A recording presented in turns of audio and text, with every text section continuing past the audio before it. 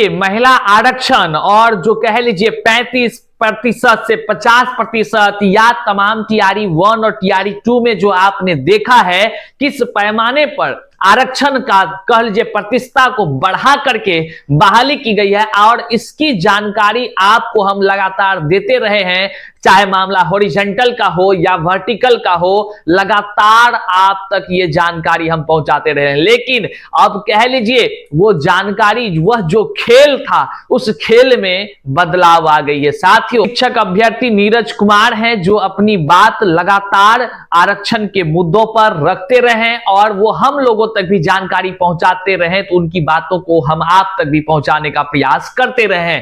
आज नीरज जी खुल करके बोल रहे हैं कि क्या कुछ हुआ है।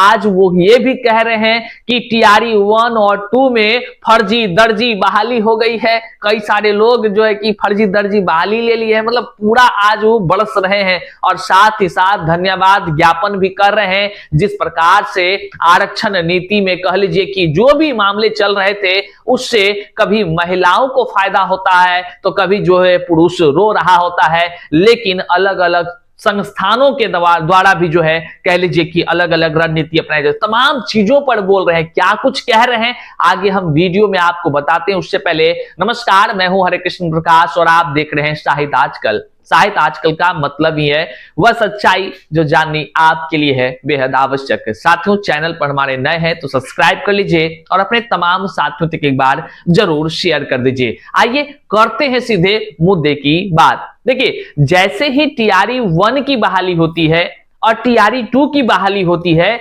वहां पर तमाम शिक्षक अभ्यर्थियों के तरफ से जब यह देखा जाता है कि आरक्षण का क्या प्रावधान किया गया है, तो लोग, खास करके जो पुरुष वर्ग के लोग, वे हैरान हो जाते हैं कि सरकार आखिर कौन सी नीति से, कौन सा प्रावधान से, कौन से कह लीजिए संवैधानिक नियम से यह आरक्षण लागू कर महिलाओं को जो है कि बहाली कर दी। अन्याय इस हद तक हुआ कि बहाली के क्रम में चाहे महिला को आरक्षण अगर दिया गया, देखिए पुरुष और महिला आरक्षण के मामले में जो है कि यहां पर प्रतिस्पर्धा नहीं है, ना ही कोई द्वंद्वता की बातें हैं। महिलाओं की हक की बात हमेशा से होती है, लेकिन पुरुष समाज के भी हक की बात होनी चाहिए कि नहीं होनी चाहिए। लेकिन टीआरई 1 और टीआरई 2 में तो भैया बड़ा खेला ही हो गया, जिसका प्रमाण यह है कि मामले कोर्ट में गए, कोर्ट से सुप्रीम कोर्ट, अभी आपको पता ही होगा कि जब ऑर्डर आया है उसके बाद से जो है कि ये चल रहा है कि आरक्षण की जो पहले नीति अपनाई गई थी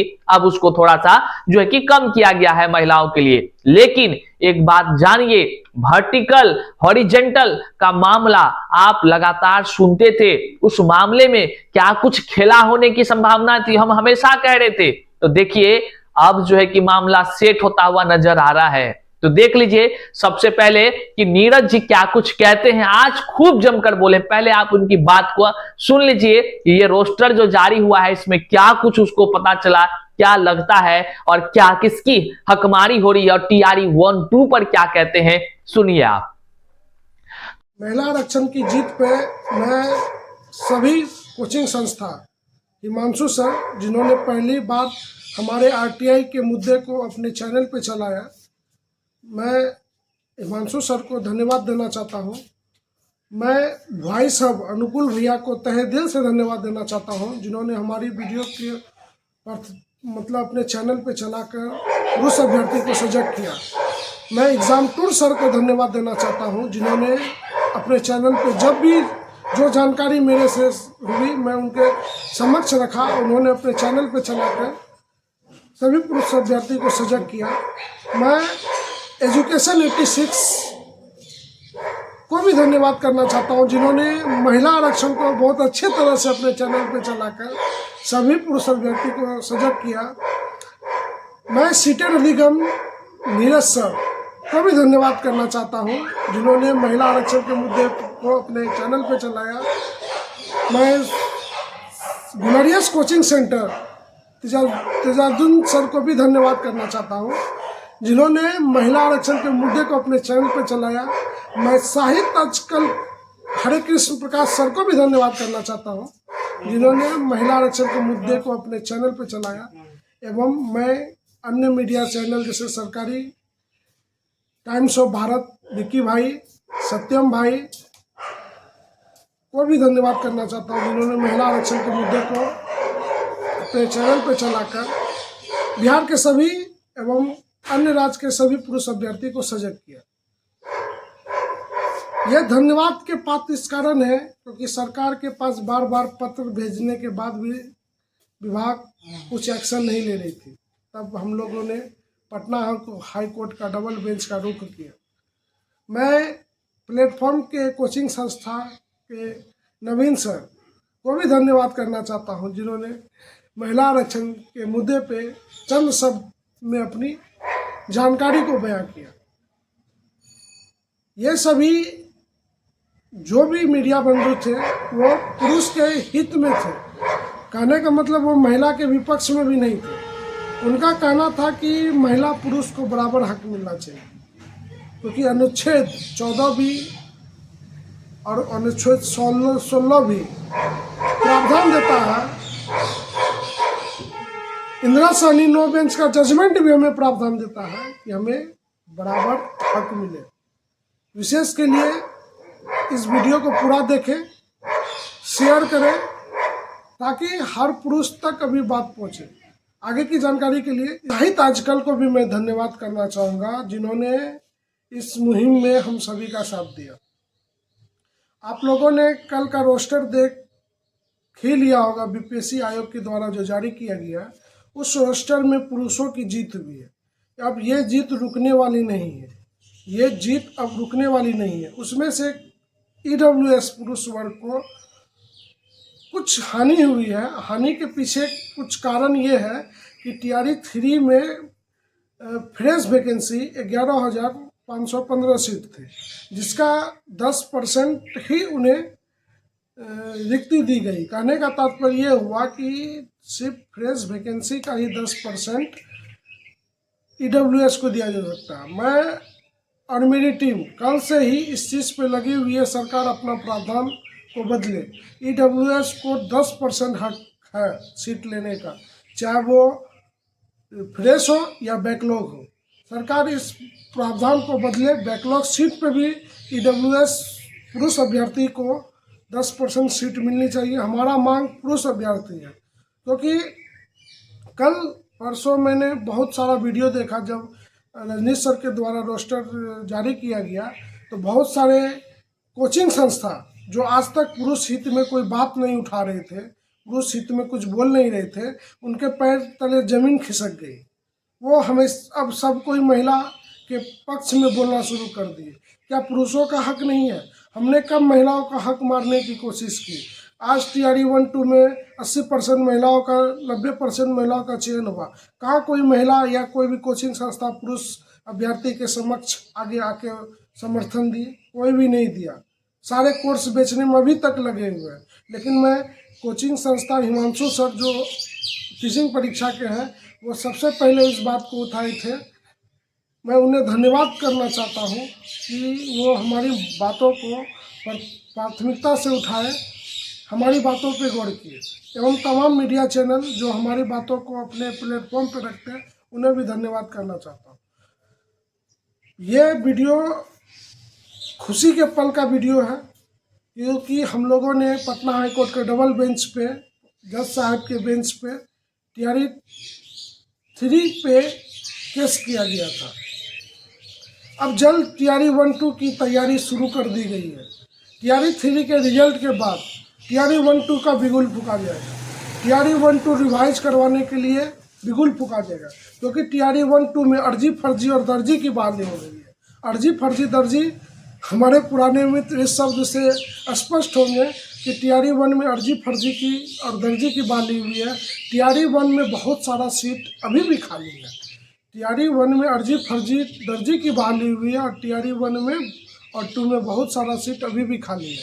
तो आपने सुना किस तरह से नीरज जी तमाम रोस्टर को देखने के बाद तमाम वो बातों को बता रहे हैं। वो धन्यवाद ज्ञापन कर रहे हैं तमाम मीडिया चैनलों का जो इनका संघर्ष के समय में इनकी बातों को उठाया है, बड़े ही बारीकी से इनके तथ्यों को, इनके मुद्दों को समझ करके जन जन तक पहुंचाने का काम किया, उस सभी का धन्यवाद ज्ञापन करते हैं। बेशक धन्यवाद ज्ञापन के साथ साथ ये होना ही चाहिए, क्योंकि जब आवाजें उठती है उसको जन जन तक पहुंचानी होती है, और वह कर्तव्य मीडिया के बंधु करते हैं या तमाम यूट्यूबर कह लीजिए, वे सभी करते हैं। और जो सच है, सच कभी दब ना सकती है, आज ये प्रूव भी हो गया। देखिए, लगातार शिक्षक अभ्यर्थी आवाज उठाते रहे हैं। हॉरिजेंटल वर्टिकल के मामले में कई सारी विसंगतियां पाई गई है। टीआरई 1 और टीआरई 2 में मामले कोर्ट में है। नीरज जी खुद कह रहे हैं, नीरज जी यूं ही नहीं कह रहे हैं बल्कि ये खुद केस को लड़ रहे हैं। और तब ना हम कहते हैं कि टीआरई 1 और 2 पर बड़ा खतरा मंडरा रहा है। केवल एक मुद्दे नहीं है, कई सारे मुद्दे हैं जिससे बीपीएससी टीआरई 1-2 कब ध्वस्त हो जाएगा कोनो ठिकाना नहीं है। अब मामले चल रहे हैं। अब आपने सुना ही, नीरज जी साफ कह रहे हैं अब बिगुल फूंक चुकी है टीआरई 1-2 का रिवाइज रिजल्ट के लिए। जब आरक्षण की नीति अभी जो देख लीजिए, अभी जो देख रहे हैं, और ये क्या ये यही था पहले? नहीं था साथियों। वहां पर क्या हुआ? आखिर अपने मनमर्जी चलेगा? जब कोर्ट कह रही है भैया ये नियमे नहीं है तो अपने मनमर्जी, लेकिन तो बहाली हो गया। जो लोग कहते हैं कुछ नहीं होगा, तो भैया आपका प्रमाण है, देख रहे हैं ना, आज बहुत कुछ हो गया। अब कई सारे शिक्षक अभ्यर्थियों के बीच रोस्टर के आने से ही कोलहाल का विषय है। खबर तो यहां तक आ रही है कि अब अभ्यर्थी जो है वो कोर्ट का शरण लेने जा रहे हैं इस टीआरई 3 के रोस्टर पर, सीट घट जाने के रोस्टर पर। ईडब्ल्यूएस वाले बेचैन हो रहे हैं। आखिर क्या कुछ बात है भैया? आप कहते थे ना कुछ नहीं होगा, तो देख रहे हैं कुछ हो रहा है कि नहीं हो रहा है?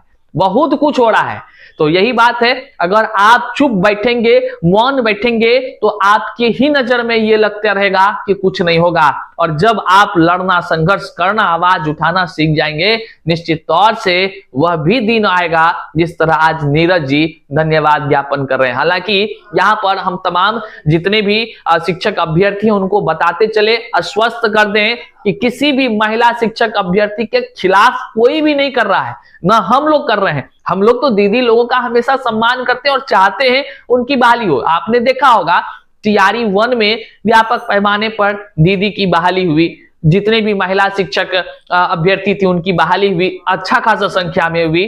कहीं कोई हम लोगों ने विरोध नहीं किया, लेकिन युवाओं के साथ जो हकमारी हुई उसका तो बात करेंगे ना। अभी भी अगर उनके रिक्ति घटती हुई नजर आ रही है, यदि आप लोग कमेंट में हमें बताएंगे, जो भी महिला साथी देख रहे हैं, निश्चित तौर से उनके लिए भी आवाज उठाई जाएंगी। लेकिन पुरुषों के साथ अगर कुछ गलत हो रहा है तो उनके साथ भी हम लोग खड़े हैं, चाहे वो महिला शिक्षक अभ्यर्थी हो या पुरुष हो, कोई भी समाज के वर्ग हो। अन्याय के खिलाफ आवाज उठानी हमारा कर्तव्य है, और जब तक न्याय न मिला तब तक आपके साथ चलना भी हमारा कर्तव्य है। इस वीडियो को जन जन तक शेयर कीजिएगा, और नीरज जी को स्पेशल थैंक यू, क्योंकि नीरज जी ने भी, वो एक ऐसा लड़का है, हम आपको बता दें कि यह एक ऐसा व्यक्ति हुआ जो फोन करके हमको कहता था कि हरे कृष्ण जी आप थोड़ा सा इस मैटर को नहीं उठाते हैं, काहे ना आप इस बात पर बोलते हैं। तो हमको नीरज जी याद आ रहा है आपका वो दिन जब हम आपको बोले कि अरे भाई पूरा डिटेल्स तो आप दीजिए, तो फिर आपने सारा चीज हमें व्हाट्सएप किया था। जब हमने गहनता से लगभग 1 घंटा से ज्यादा समय देकर उस डिटेल्स को पढ़े थे, तो मेरा भी दिमाग हिल गया था कि प्रावधान क्या कुछ कहता है, हो क्या कुछ रहा है, ये तो सरासर अन्याय है। और फिर जब हमने कई दफा लगभग कई सारे वीडियोस में हमने हॉरिजेंटल, वर्टिकल, महिला आरक्षण 35%, 50% या इससे अधिक का जो प्रावधान करके उन्होंने दिया, इस पर चर्चाएं करती रही, और यहां तक नहीं, लगातार इस पर काम भी कराने का काम किया है। विभागीय स्तर से बड़ी कार्रवाई हुई है और इसका परिणाम आज आप देख रहे हैं।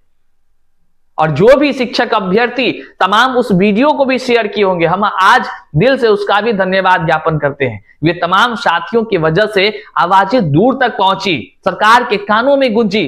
और हाँ, इंटरनल टीम जो विभागीय कार्य करती है, हम उसका नाम यहां नहीं ले सकते हैं, लेकिन उनका भी बहुत बहुत आभार है, क्योंकि विभागीय रूपरेखा को वे लोग ही देखते हैं, चाहे वह मुद्दा किसी से जुड़ा हो। लेकिन न्याय की जब बात होती है, किसी की हकमारी की बात होती है, तो इंटरनल टीम के कई लोग हैं जो न्यायिक प्रक्रिया से गुजरते हैं और विभागीय पत्राचार करके तमाम वो चीजों को स्पष्ट करने का काम करते हैं। बहुत बहुत शुक्रिया। इस वीडियो को जन जन तक शेयर कीजिएगा। मिलते हैं फिर से नई जानकारी के साथ, तब तक के लिए जय हिंद साथियों।